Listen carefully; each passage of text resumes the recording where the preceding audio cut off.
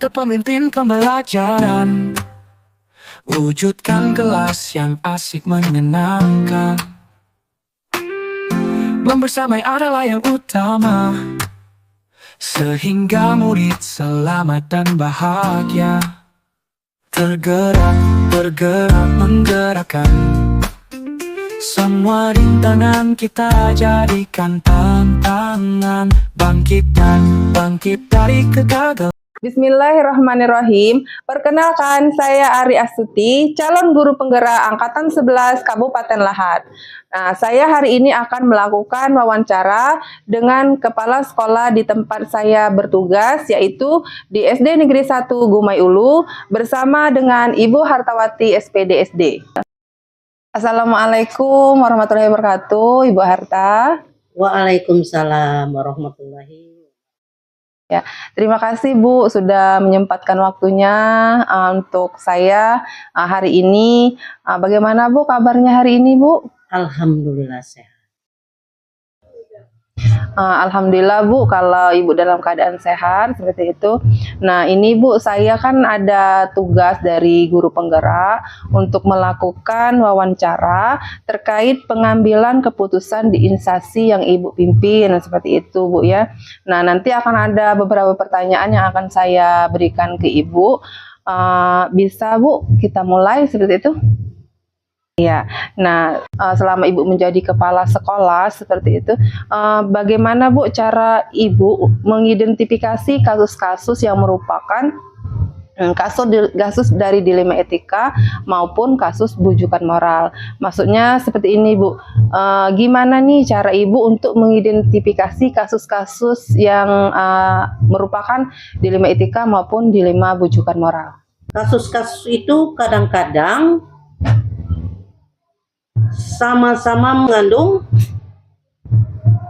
kebaikan, cuma terkadang kita sebagai kepala sekolah tidak memungkinkan, jadi kita putuskan satu-satu.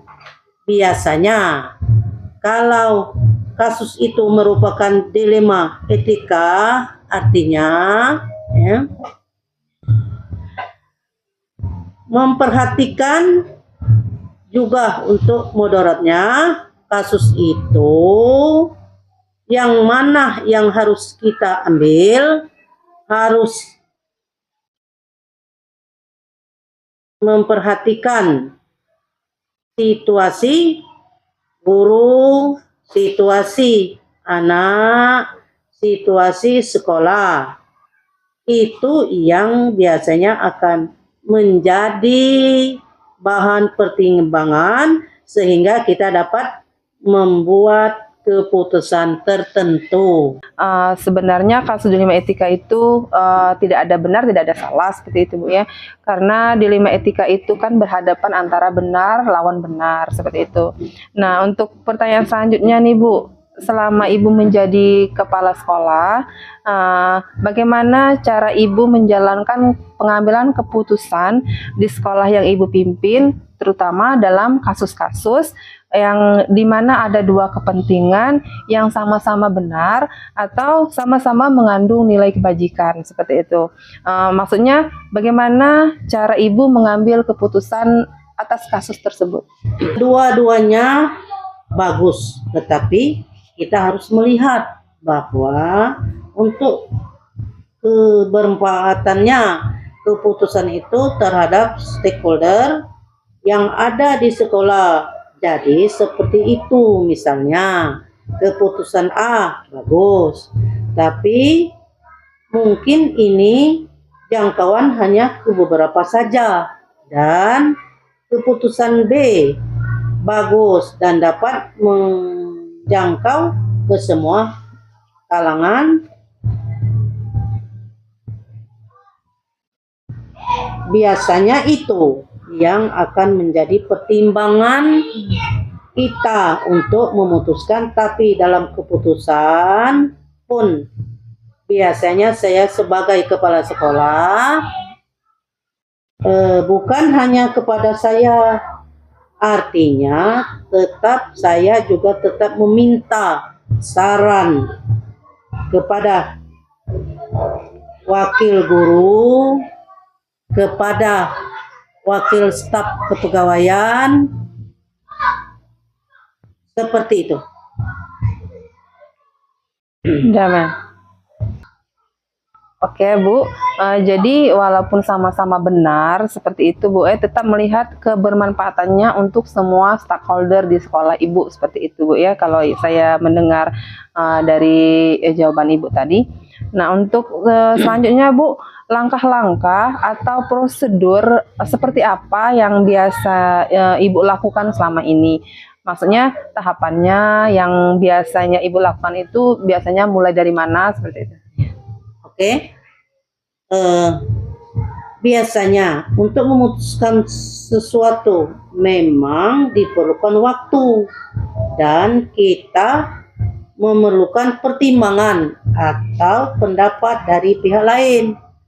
Saya akan melihat manfaatnya, karakteristiknya, anak dan karakteristik dari stakeholder juga menjadi bahan pertimbangan, sehingga apa yang telah kita putuskan itu baik.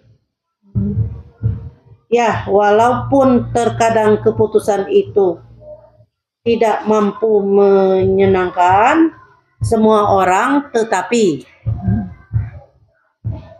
kita berusaha untuk meminimalisir itu. Dan tidak ada satu keputusan pun yang bisa memuaskan semua orang. Tapi minimal kita berusaha apa yang kita putuskan itu dapat meminimalisir jumlah yang tidak puas. Oke, baik Bu. Artinya Ibu melakukan sharing atau berdiskusi dulu dengan yang lain Bu ya untuk mempertimbangkan baik buruknya atas keputusan yang akan Ibu ambil Bu ya seperti itu.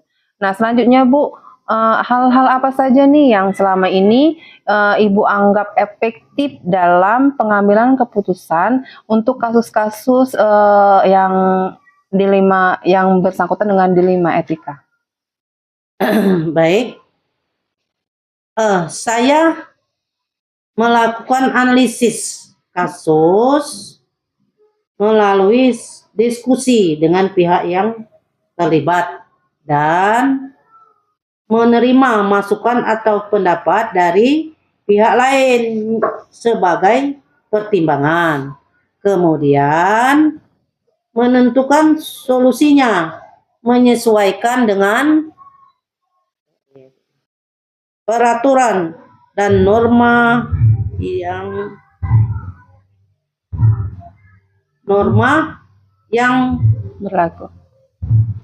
berlaku serta mengedepankan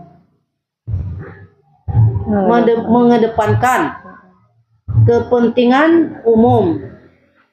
Solusi tersebut bermanfaat bagi banyak orang dan baik secara jangka panjang.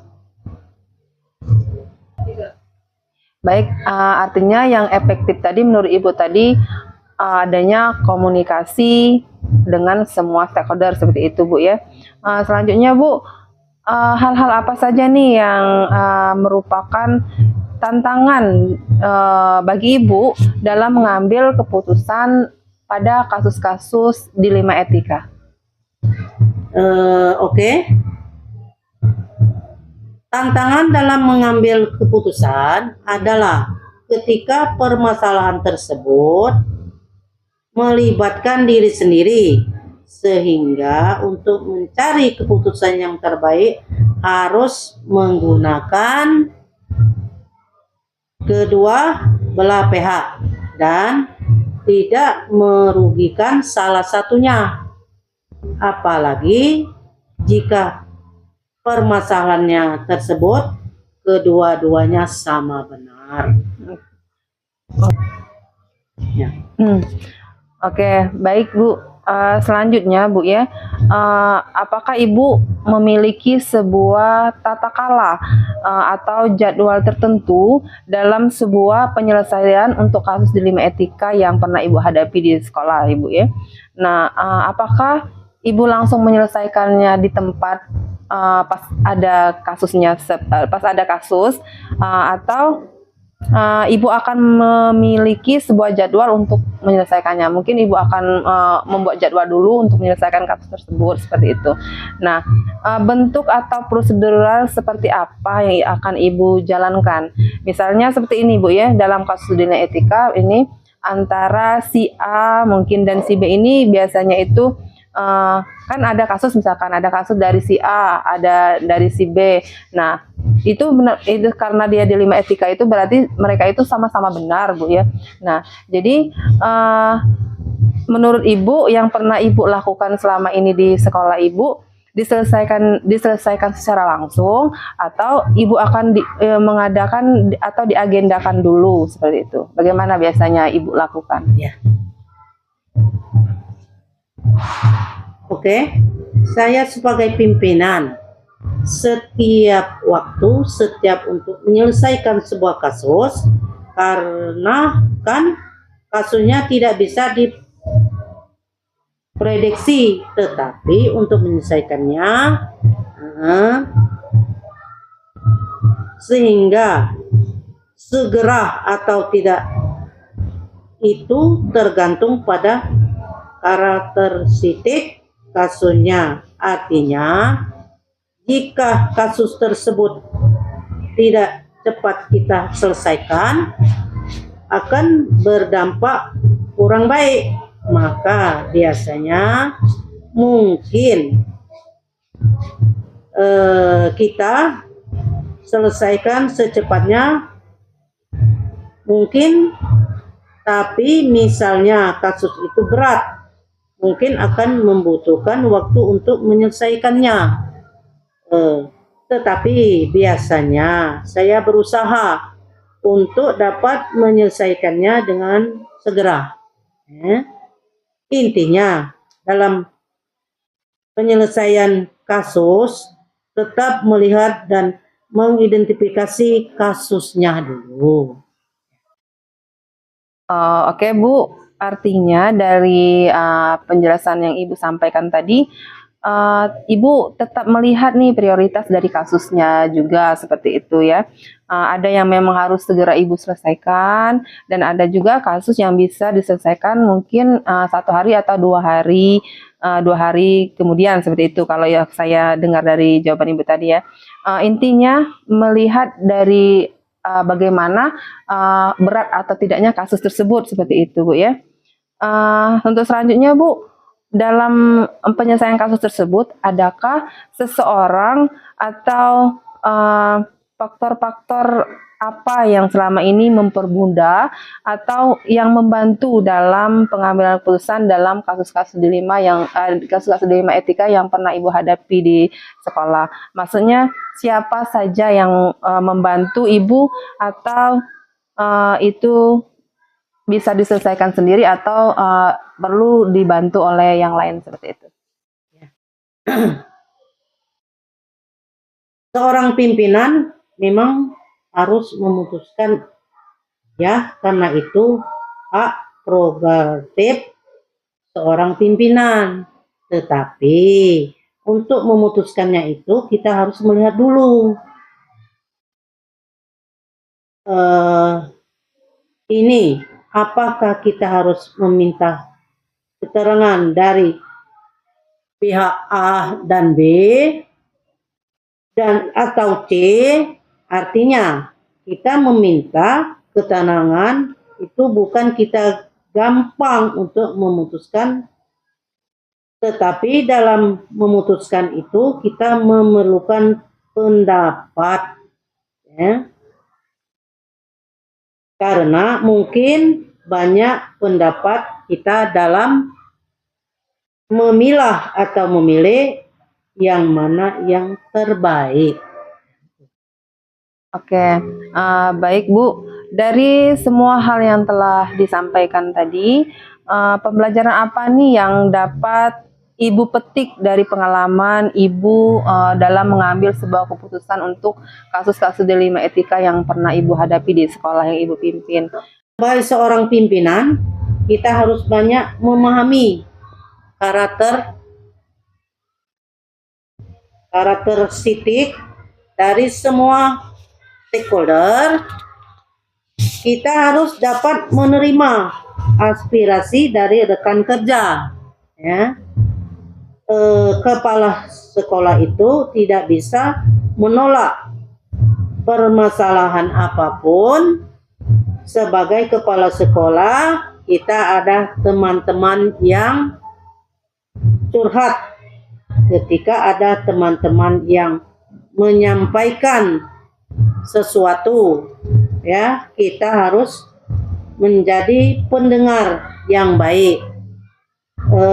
Saya yakin kalau kita mendengarkan orang, minimal curhatannya dapat mengurangi bebannya. Oke, baik Bu. Terima kasih untuk sharingnya hari ini, untuk waktunya hari ini. Alhamdulillah, mudah-mudahan dari sharing kita hari ini, kedepannya dapat bermanfaat untuk saya, bahwa ternyata sebagai seorang pemimpin itu Bu, kita harus berkomunikasi dengan semuanya, baik stakeholdernya kepada bawahannya, semua kalangan seperti itu Bu ya, kalau saya dengarkan jawaban dari Ibu tadi, untuk bisa mengetahui karakteristik dari masing-masing guru-guru di instansi yang Ibu pimpin seperti itu. Nah, karena Bu, yang bawahan Ibu ini kan istilahnya itu bukan benda mati. Mereka itu kan istilahnya itu bukan robot juga. Nah, jadi kita harus bisa mengenali karakter-karakter dari mereka semua seperti itu. Oke, untuk dapat kita mengetahui nih, kalau misalnya ada kasus dilema etika, kasus dilema bujukan, berarti kita harus mengetahui dulu kemudaratannya, manfaatnya itu baik untuk kita atau bisa dia meminimalisir keputusan agar semua orang bisa merasa puas untuk keputusan kita, walaupun ya sebenarnya tidak ada keputusan yang dapat membuat semua orang puas seperti yang Ibu katakan tadi Bu ya. Baik Bu, sekian nih wawancara kita pada hari ini Bu. Mudah-mudahan ini kedepannya bisa membuat saya mengambil keputusan untuk lebih baik lagi ke depannya. Terima kasih Bu. Wassalamualaikum warahmatullahi wabarakatuh. Waalaikumsalam.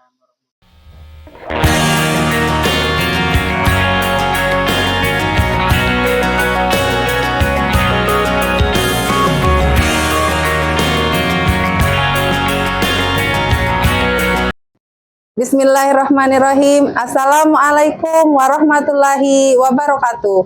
Perkenalkan, saya Ari Astuti, calon guru penggerak Angkatan 11 Kabupaten Lahad.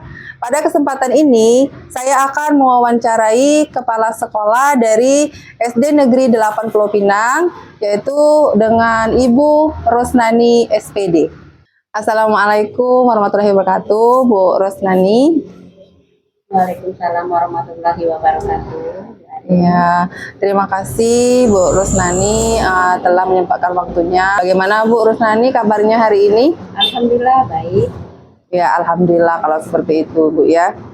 Di sini Bu, saya ada tugas dari guru penggerak untuk melakukan wawancara terkait pengambilan keputusan di instansi yang Ibu Rosnani pimpin. Nah, nanti akan ada beberapa pertanyaan yang akan saya berikan kepada Ibu. Apakah Ibu bersedia untuk diwawancarai sekarang?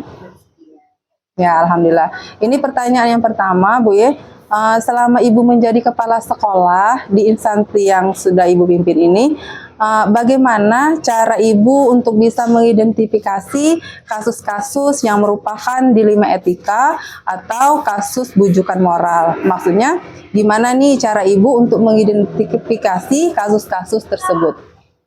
Saya akan mencari tahu nilai-nilai atau kebajikan apa yang terdapat dalam kasus tersebut. Lalu saya melihat dari sudut pandang moral dan hukum. Apabila kasus tersebut melanggar hukum, maka sudah tentu benar lawan salah. Namun, jika masih bisa dikatakan benar lawan benar, masalah tersebut adalah dilema etika. Kalau kasus dilema etika itu dia tidak ada benar, tidak ada salah. Karena kalau dilema etika itu dia benar lawan benar seperti itu. Benar.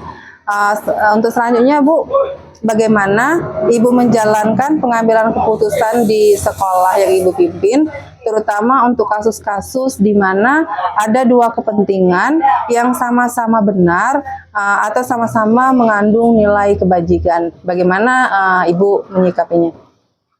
Selama ini saya melakukan identifikasi dan menganalisis kasus dari berbagai sudut pandang untuk mengetahui akar atau pokok permasalahan. Kemudian menimbang secara matang bagaimana yang paling benar dan keputusan tersebut menguntungkan bagi orang atau tidak ada yang dirugikan. Oke, berarti dari penjelasan Ibu tadi tetap melihat bagaimana kasus tersebut ya Bu ya. Untuk pertanyaan selanjutnya, bagaimana langkah-langkah atau prosedur seperti apa yang bisa Ibu lakukan dalam menyelesaikan kasus-kasus dilema etika itu? Langkah-langkah yang dilakukan terdiri dari mencari tahu penyebab permasalahan, menentukan siapa yang terlibat, memanggil orang-orang yang terlibat untuk mengkonfirmasi permasalahan, menanyakan kepada orang-orang terdekatnya, berdiskusi dengan warga sekolah, membuat beberapa solusi keputusan, menimbang lagi dari berbagai sudut pandang sebelum memutuskan atau mengambil solusi. Oke, baik. Berarti langkah-langkahnya tadi Ibu mencari tahu dulu penyebab masalahnya apa, seperti itu Bu ya. Terus Ibu menentukan siapa saja yang terlibat dan memanggil orang-orang yang terlibat, seperti itu Bu ya. Oke. Untuk pertanyaan selanjutnya Bu, hal-hal apa saja yang selama ini Ibu anggap efektif dalam pengambilan keputusan pada kasus-kasus dilema etika yang sudah Ibu hadapi? Saya melakukan analisis kasus melalui diskusi dengan pihak yang terlibat dan menerima masukan atau pendapat dari pihak lainnya sebagai pertimbangan, kemudian menentukan solusinya, menyesuaikan dengan peraturan dan norma yang berlaku, serta mengedepankan kepentingan umum atau solusi tersebut bermanfaat bagi banyak orang dan baik secara jangka panjangnya. Pertanyaan selanjutnya adalah hal-hal apa saja yang selama ini yang merupakan tantangan dalam pengambilan keputusan pada kasus-kasus dilema etika yang pernah Ibu hadapi di sekolah Ibu? Tantangan dalam mengambil keputusan adalah ketika permasalahan tersebut melibatkan diri sendiri, sehingga untuk mencari keputusan yang terbaik harus menguntungkan kedua belah pihak dan tidak merugikan salah satunya. Apalagi jika permasalahan tersebut keduanya sama-sama benar.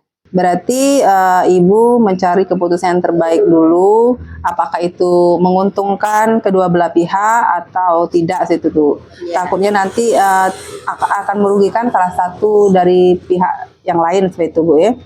Oke, pertanyaan selanjutnya, apakah Ibu memiliki sebuah tata kala atau jadwal tertentu dalam sebuah penyelesaian kasus dilema etika? Apakah Ibu langsung menyelesaikan di tempat untuk kasus tersebut atau Ibu memiliki sebuah jadwal untuk menyelesaikannya?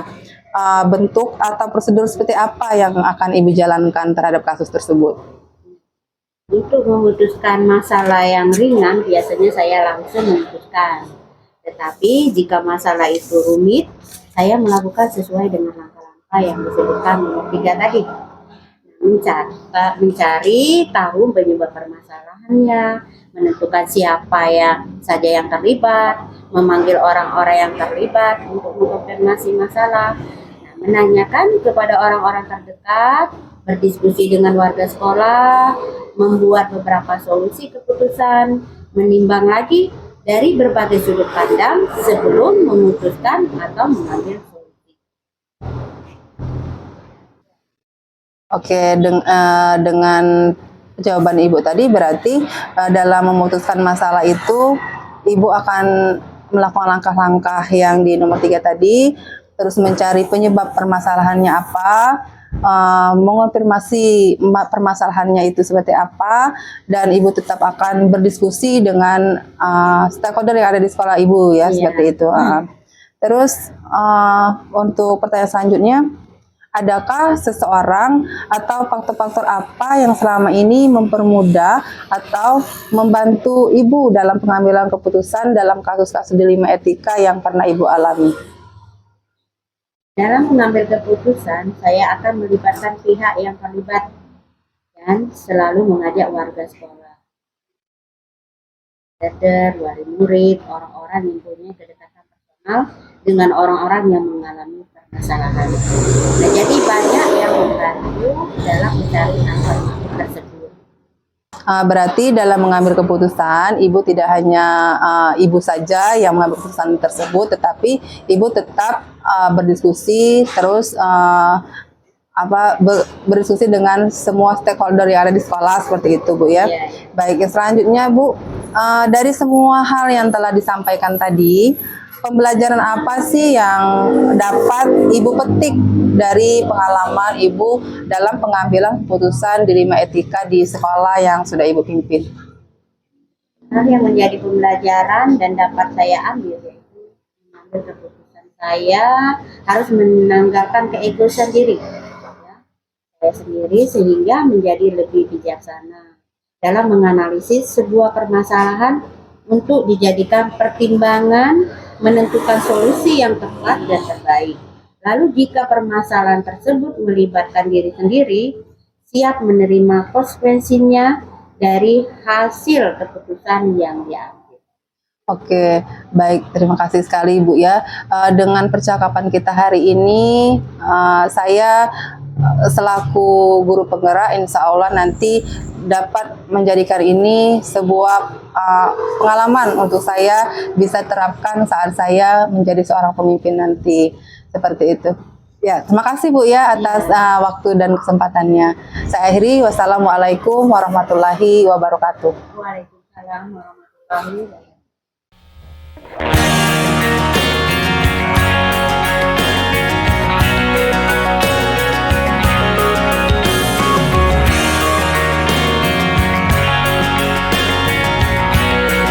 Bismillahirrahmanirrahim. Assalamualaikum warahmatullahi wabarakatuh.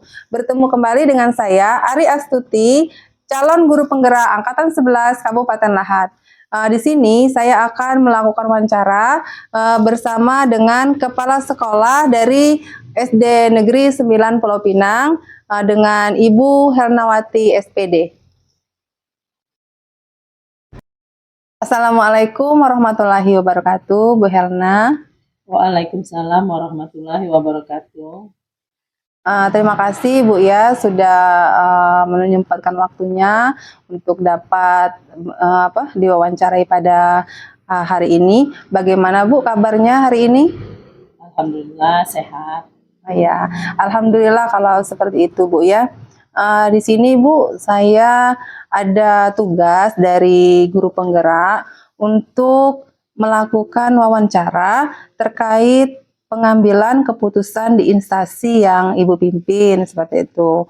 Nah, nanti akan ada beberapa pertanyaan yang akan saya berikan kepada Ibu. Apakah Ibu bersedia untuk diwawancarai pada hari ini?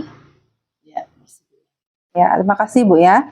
Baik, untuk pertanyaan pertama Bu, selama Ibu menjadi kepala sekolah di instansi yang Ibu pimpin, bagaimana cara Ibu untuk mengidentifikasi kasus-kasus yang merupakan dilema etika atau dilema bujukan moral? Gimana nih cara Ibu untuk mengidentifikasi kasus-kasus tersebut? terima kasih Ibu Ari.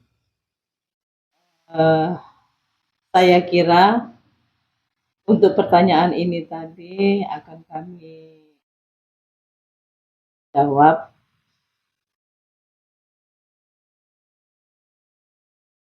di sekolah kami. Kami kira kasus-kasus yang kadang-kadang sama, yang mengandung kebaikan di dalam sekolah itu cuman terkadang kita tidak mungkin bisa kita putuskan sendiri. Kasus-kasus itu merupakan dilema etika. Kita memilih yang mana, artinya kita salah. Cuman kadang-kadang kita harus memperhatikan juga untuk mendorotnya. Kasus itu tidak terlalu tinggi, tetapi kita ambil. Kita harus memperhatikan situasi sekolah, situasi guru, situasi lingkungan sekolah. Dan semua itu untuk mengambil keputusan itu harus kita pertimbangkan. Kakak Wajid datang. Baik, benar sekali Bu ya. Mendengar jawaban dari Ibu tadi, memang kasus dilema etika ini tidak ada benar, tidak ada salah, seperti itu. Dia itu istilahnya itu berhadapan antara benar lawan benar untuk kasus dilema etika ini. Mungkin juga dibilang berat itu nggak berat, seperti itu Bu ya. Tapi agak sulit untuk menentukan seperti itu, agak sulit untuk menentukannya. Baik, untuk pertanyaan selanjutnya Bu ya, selama Ibu memimpin di instansi yang Ibu pimpin sekarang ini, bagaimana Ibu menjalankan pengambilan keputusan di sekolah Ibu, terutama untuk kasus-kasus di mana ada dua kepentingan yang sama-sama benar atau sama-sama mengandung nilai kebajikan gitu. Bagaimana nih cara Ibu mengambil keputusannya? Baik, untuk mengambil keputusan, dua-duanya bagus.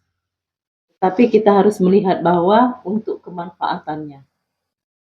Keputusan itu kita harus menilai keputusan A bagus, keputusan B bagus. Akan tetapi, dalam mengambil keputusan tersebut, kita harus mempertimbangkan. Mengambil beberapa pertimbangan. Dan keputusan itu tidak bisa kita ambil sendiri, saya sebagai kepala sekolah. Karena saya ingin untuk melibatkan beberapa warga sekolah seperti stakeholder yang ada di sekolah yang Ibu pimpin.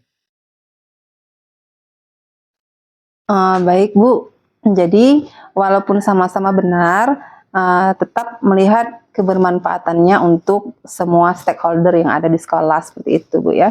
Baik, untuk pertanyaan selanjutnya Bu, langkah-langkah apa atau prosedur seperti apa yang biasanya Ibu lakukan selama ini dalam menyelesaikan kasus-kasus seperti dilema etika gitu. Maksudnya tahapannya yang biasa Ibu lakukan itu dimulainya dari mana, seperti itu. Baik, untuk langkah dan tahapannya, biasanya untuk memutuskan suatu keputusan memang diperlukan waktu yang cukup, dan kita memerlukan pertimbangan atau pendapat dari pihak yang lain. Saya akan melihat manfaatnya dulu, kemudian karakteristik anak, karakteristik stakeholder juga menjadi bahan pertimbangan. Sehingga apa yang telah diputuskan itu baik. Walaupun terkadang keputusan kita itu tidak mampu menyenangkan semua orang. Tetapi kita berusaha untuk meminimalisir semua itu. Dan tidak ada satupun yang bisa memuaskan semua orang. Tetapi minimal kita berusaha. Apa yang kita putuskan itu dapat meminimalisir jumlah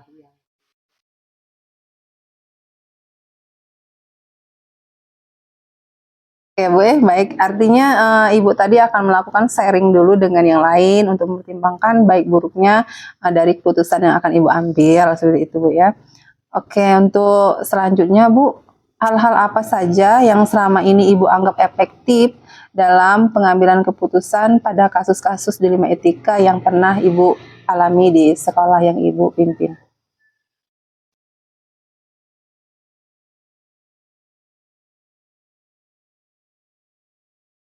Saya melakukan analisis kasus melalui diskusi dengan pihak yang terlibat dan menerima masukan atau pendapat dari pihak yang lain.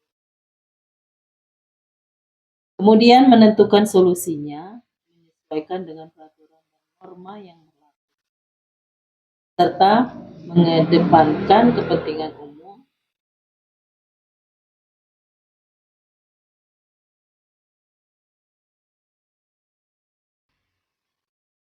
yang bermanfaat bagi banyak orang dan secara jangka panjang.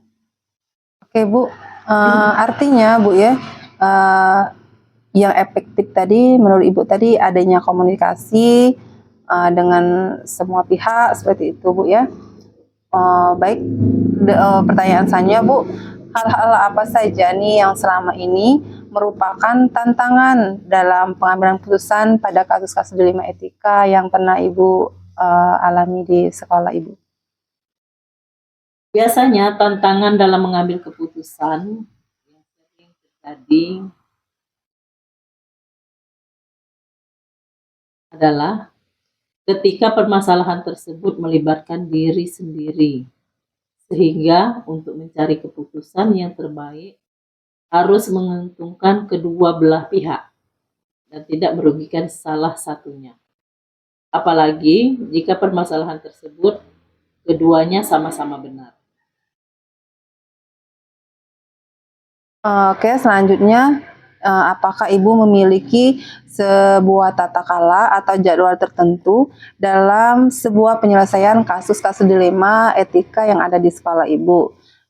Apakah Ibu langsung menyelesaikan permasalahan itu di tempat itu atau memiliki sebuah jadwal untuk menyelesaikannya? Maksudnya seperti ini, bentuk atau prosedural seperti apa yang Ibu jalankan? Misalnya kalau ada kasus dilema etika antara si A dan si B seperti itu, biasanya yang Ibu lakukan dalam menyelesaikan kasus itu apa diselesaikan secara langsung atau akan diagendakan dulu? Bagaimana biasanya Ibu menyikapi dilema itu?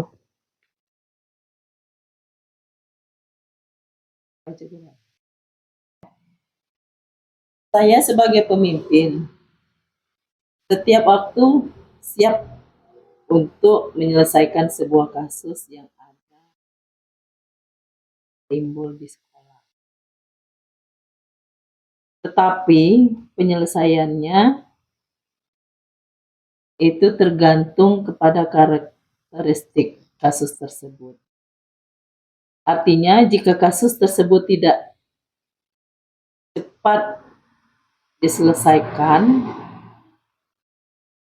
dan akan berdampak kurang baik, maka sebisa mungkin saya sebagai kepala sekolah akan menyelesaikan secepatnya kasus tersebut. Misalnya kasus itu berat, mungkin akan membutuhkan waktu untuk menyelesaikannya. Tetapi biasanya saya berusaha untuk menyelesaikan dengan sesegera mungkin. Intinya, dalam menyelesaikan kasus tersebut, tetap melihat dan mengidentifikasi kasus tersebut. Oke, artinya Ibu tetap melihat prioritas dari kasusnya seperti itu Bu ya. Ada yang memang harus segera diselesaikan, ada kasus yang bisa diselesaikan mungkin 1 hari atau 2 hari seperti itu Bu ya.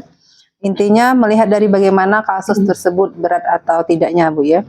Baik, selanjutnya adakah seseorang atau faktor-faktor apa yang selama ini mempermudah atau membantu ibu dalam pengambilan keputusan untuk menyelesaikan kasus-kasus dilema etika yang pernah ibu hadapi. Siapa yang membantu ibu atau yang bisa ataukah ibu menyelesaikannya secara sendiri tanpa meminta bantuan dari yang lain? Seorang pemimpin memang harus memutuskan ya, karena itu hak prerogatif seorang pemimpin. Tetapi untuk memutuskan kasus-kasus seperti itu, kita harus melihat dulu apakah kita harus meminta keterangan dari pihak lain atau keterangan-keterangan dari stakeholder yang ada di sekolah, misalnya dari A atau B atau C. Artinya kita meminta keterangan itu bukan kita gampang untuk memutuskan, tetapi dalam memutuskan itu kita memerlukan pendapat, karena makin banyak pendapat kita dapat memilih atau memilah mana yang baik dan mana yang terbaik. Oke, baik Bu. Dari semua hal yang telah disampaikan oleh Ibu tadi, pembelajaran apa yang dapat Ibu petik dari pengalaman mengambil keputusan tentang kasus-kasus dilema etika yang sudah Ibu hadapi? Apa sih pembelajaran yang sudah Ibu dapatkan dalam kasus-kasus tersebut? Pembelajaran yang kami dapat dari beberapa kasus yang pernah kami temui, sebagai seorang pemimpin kita harus banyak memahami karakteristik dari semua stakeholder. Kita harus dapat menerima aspirasi dari rekan kerja, kepala sekolah, tidak menolak permasalahan apapun. Sebagai kepala sekolah, kita ada teman-teman yang bisa diajak curhat. Ketika ada teman-teman yang menyampaikan sesuatu, kita harus menjadi pendengar yang baik, yang bagus, karena kita juga bisa meyakini kalau curhatan dari orang lain tersebut dapat mengurangi beban dan permasalahan kita di sekolah.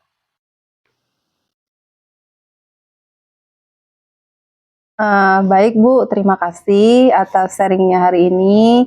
Alhamdulillah, mudah-mudahan dengan jawaban-jawaban yang Ibu berikan tadi, itu kedepannya dapat menjadi acuan bagi saya. Untuk kedepannya kalau menjadi seorang pemimpin seperti itu.